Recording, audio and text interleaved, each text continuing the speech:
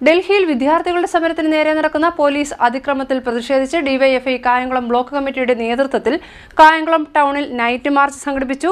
March DYFI block secretary Muhammad Juraij ഉദ്ഘാടനം ചെയ്തു.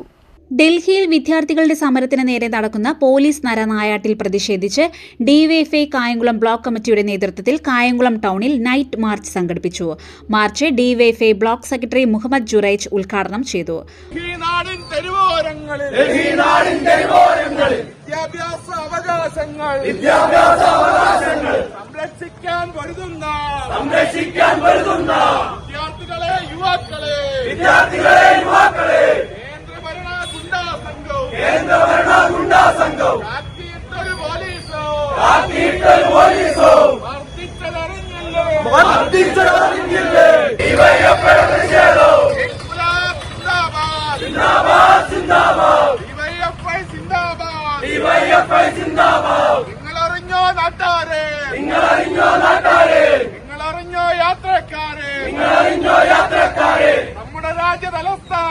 നമ്മുടെ രാജ്യ തലസ്ഥാനത്ത് ഡൽഹി നാടിൻ തെരുവോരങ്ങളിൽ